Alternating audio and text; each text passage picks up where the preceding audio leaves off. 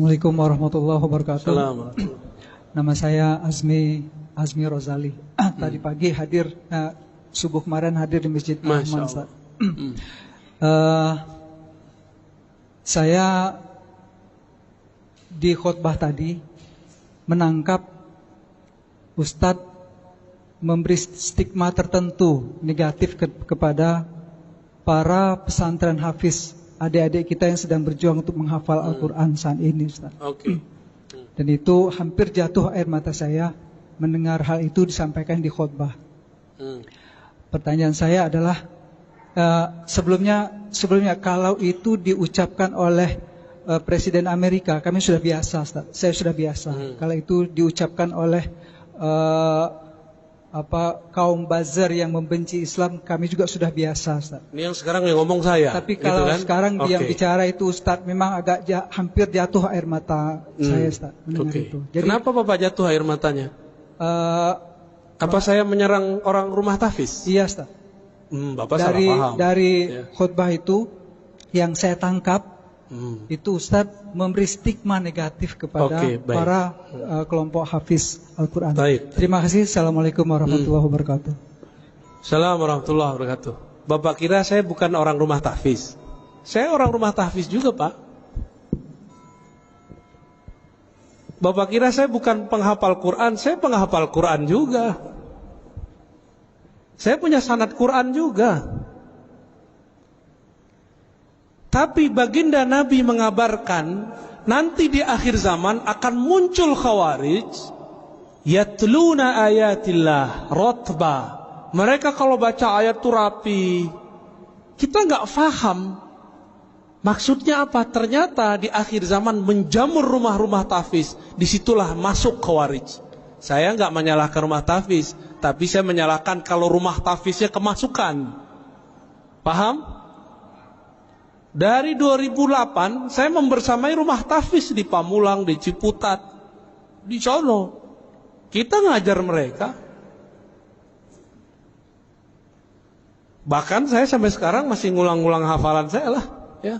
Masih. Nggak ada stigma negatif. Stigma negatif itu kalau rumah tahfiz sudah kemasukan, dan itu kejadian, Pak. Jamaah kita udah ngurus masjid sekian tahun. Ada anak tetangga ditaruh di rumah tahfiz. Rumah tahfiz namanya kayak sahabat gitu. Ya.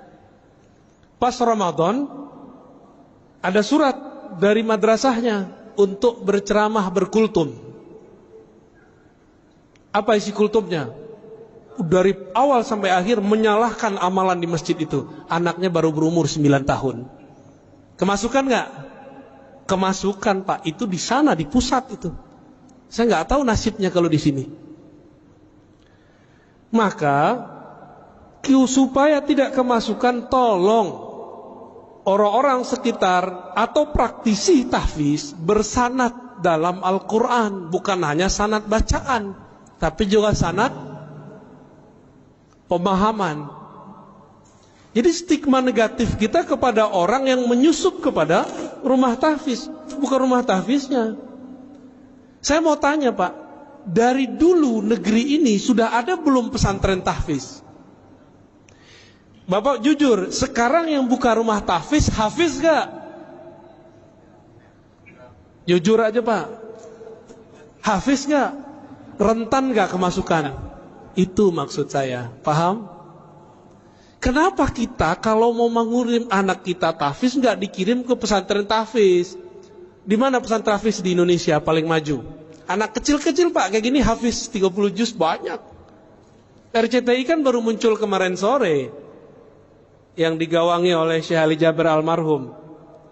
Kalau di Kudus, di Kerapiak, Pangandaran itu udah biasa bocah-bocah kecil hafal Quran. Tapi di Kudus ada syarat ijazahnya, nggak boleh ikut musabaqah, nggak boleh ikut lomba Quran, nggak boleh. Anak-anak kecil hafiz Quran 30 juz, antum percaya nggak? Segede-gede gini. Kelas 6 SD udah ulang sekian kali. Masuk SMP udah belajar qiraat mereka sebagian.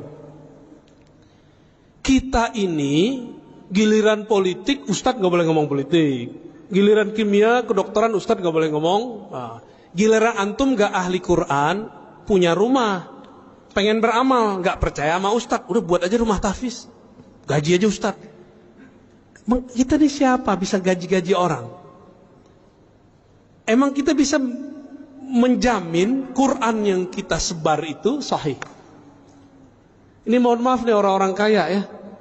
Antum percaya deh sama Ustadz, percaya sama ulama yang bersanad. Ini ngeliat Ustadz udah curiga dulu ya. Akhirnya rumah tahfiz nggak dilepas-lepas. Buat pesantren bangunannya doang. Banyak Pak, saya udah jalan. Orang kaya bingung mau beramal, dia buatlah pesantren, judulnya tapi gurunya nggak ada. Dimintalah seorang ustadz ngajar 3 bulan kabur. Ganti lagi ustadz setahun bubar semua. Dia kira pesantren itu kalau ada bangunan terus tengahnya ada masjid berkubah, terus ada kaligrafi. Dia mengira pesantren itu begitu. Pesantren bukan itu Pak. Pesantren itu guru, murid, kiai, santri. Ngaji baru ada bangunan. Kalau orang sok beragama, dia buat bangunan dulu, dia kira bisa bikin pesantren. Paham? Yang ngerti pesantren siapa? Ulama. Yang ngerti buat jalan, buat bangunan siapa? Insinyur. Maka kami gak urus Pak itu. Kita ini sering membatas-batasi ustadz, tapi kita kemudian ngambil wilayah dia. Ya. Jadi kalau nggak pakar-pakar amat, lu serahin ke pakarnya.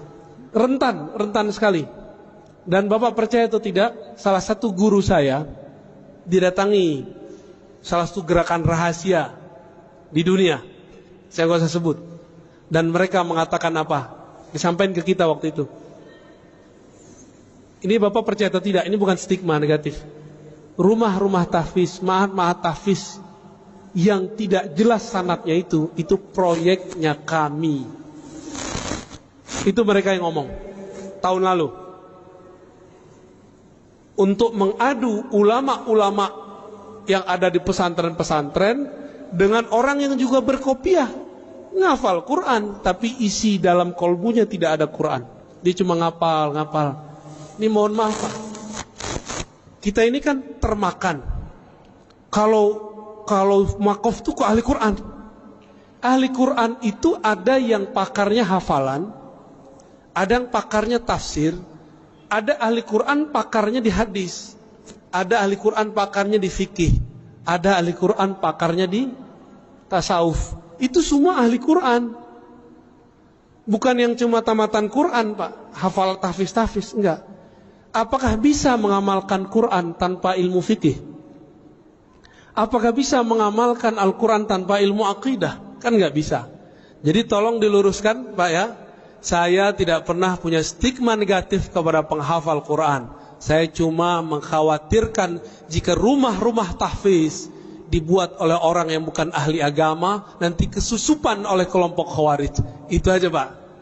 Ya.